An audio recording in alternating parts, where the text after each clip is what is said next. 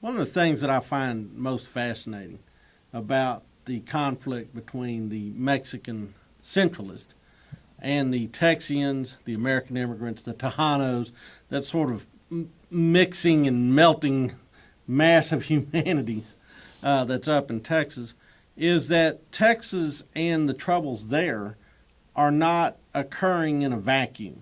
Oh, that's quite right. And Texans tend to take a myopic view of what we call the Texas Revolution.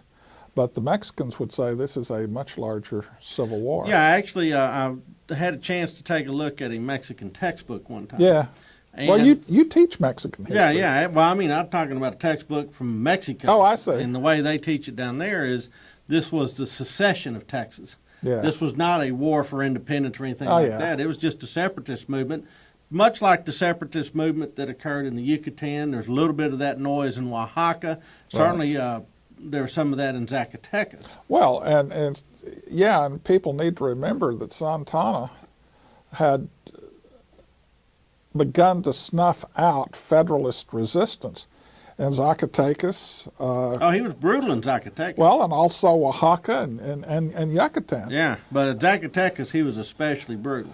Well, I've heard that after he conquered the town, he told his soldiers, "Okay, guys, 3 days." 3 days of looting, like that was old school. That was old school. Well, and the thing about the fight at Zacatecas that I find fascinating is that the governor of the state lines up his troops, and he's got all these National Guard guys and militia and all these people that are loyal to him, and Santa Anna manages to bribe his leftmost units.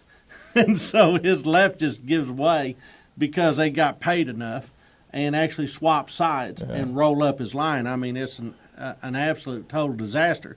But Santa Anna actually has kind of a shopping list. You know, do this, then do this, then do this. And so it's a process going north. Well, and here in Texas, after San Jacinto, we tend to ignore Mexico. But the fact is that this Federalist Centralist struggle goes on for another 2 decades. Oh, absolutely. I mean, all the way to Maximilian's intervention.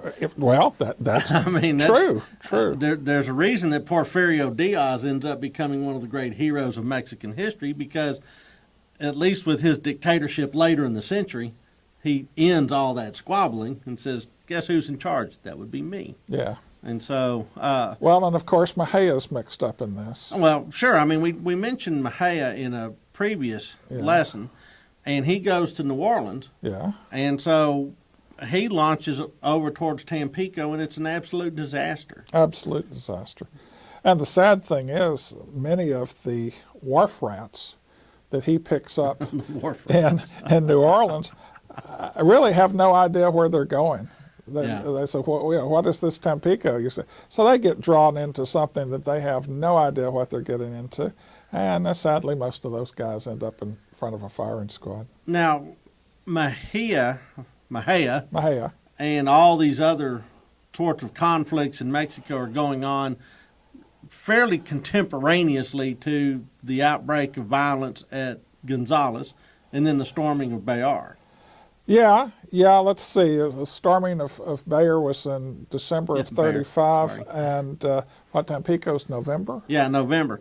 And so I'm wondering now if the Santa Anna began looking at Texas with a memory of, say, the Gutierrez-McGee expedition, the War for Independence, and the fact that Texas serves as a refuge for the opposition to the government in Mexico? Well, yeah, this hadn't been the first time, and yeah, he's not new to Texas. No, he was here in 1813 with a incredibly vicious Spanish general, actually, Joaquin de Arredondo, and Arredondo was Santana's mentor.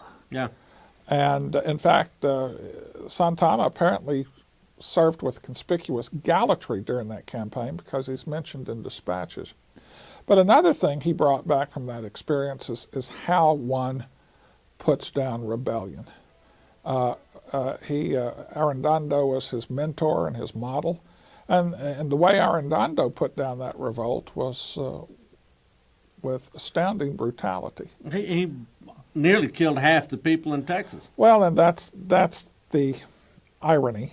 He goes up and he says, "Look, we are going to wipe out this resistance, this Republican resistance, Yeah. root and vine." And he does. And he executes a bunch of people and depopulates. So then you have the need to bring in populations. Well, that's right. You know, there were too few Spaniards on the ground in Texas anyway, and now there are even fewer. All right, so we've got Santana cleaning up the Mexican house before he goes out there to the suburbs to whack Texas. Yeah. And I think there's going to be some interesting changes even within his own cabinet towards the influence of outsiders. So that's what we'll talk about Yeah. next time.